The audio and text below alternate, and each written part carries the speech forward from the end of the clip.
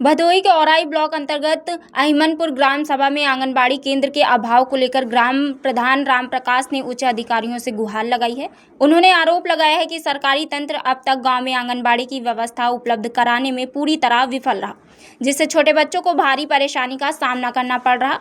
ग्राम प्रधान के अनुसार आंगनबाड़ी केंद्र न होने के कारण छोटे बच्चे प्राथमिक विद्यालय में बड़े बच्चों के साथ बैठने को मजबूर, जिससे उनकी पढ़ाई और देखभाल प्रभावित हो रही। उन्होंने कहा कि किसी भी ग्राम सभा का वास्तविक विकास तभी संभव है जब बुनियादी सुविधाएं पूरी हों, लेकिन उनके गांव में आज तक आंगनबाड़ी केंद्र की स्थापना नहीं हो सकी। राम प्रकाश ने बताया कि इस संबंध में खंड विकास अधिकारी सहित अन्य जिम्मेदार अधिकारी को कई बार पत्र देकर मांग की जा चुकी है, लेकिन अब तक कोई ठोस कार्रवाई नहीं हुई है। उन्होंने सवाल उठाया कि क्या प्रार्थना पत्र देने के बावजूद भी बीडीओ, डीपीआरओ और ग्राम विकास अधिकारियों की कोई जिम्मेदारी नहीं बनती।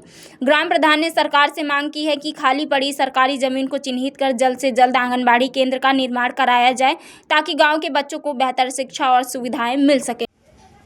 क्या नाम है आपका? राम प्रकाश सरोज। राम प्रकाश सरोज जी। क्या नाम है ग्राम सभा का आपका? अहिमनपुर ग्राम सभा है। आप कौन है अहिमनपुर ग्राम सभा के? ग्राम प्रधान हैं। तो क्या कहना चाहेंगे? हम ये कहना चाहते हैं एडीएम साहब से कि जो हमारे ग्राम सभा में है जीएस की ज़मीन, और इसको खाली हो जाना चाहिए। और आरसी सेंटर पर हम बहुत परेशान हैं, ज़मीन नहीं मिल पा रहा है। जो ज़मीन उस पर लोग कब्जा किए हैं, ज़मीन जितना है सब कब्जा कर रखे हैं। तो कोई कार्रवाई नहीं कर रहा। हाँ, नेपाल अब उस पर कोई कार्रवाई नहीं कर रहा है। हमारी इच्छा बहुत है कि कई बार हम लेखपाल को कहे, कई बार लेखपाल के हमने कहा तो लेखपाल लेकिन सुन नहीं रहा है। यही हमारा इच्छा है, अगर ग्राम सभा की ज़मीन हमें मिल जाती तो हम उस पर आरसी सेंटर बनवा देते हैं। कितना कोई कार्रवाई नहीं कर रहा। हाँ, नेपाल अब उस पर कोई कार्रवाई नहीं कर रहा है। हमारी इच्छा बहुत है कि कई बार हम लेखपाल को कहे। कितना जमीन होगा ग्राम सभा में आपके? ग्राम सभा में ज़मीन तो काफ़ी है, लेकिन ये नेपाल बता नहीं रहे हैं कितना है, लेकिन 2-3 जगह का नंबर हम जानते हैं। क्या क्या नंबर है? एक तो 61 नंबर है। क्या बना है उस पर? उस पर तो मकान बना है।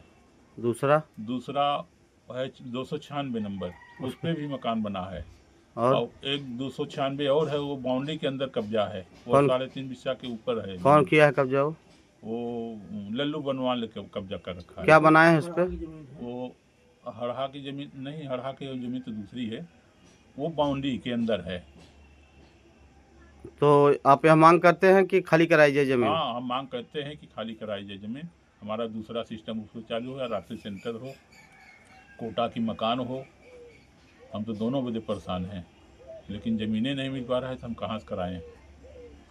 हम तो बहुत विकास करना चाहते हैं, लेकिन अब अपने सिस्टम से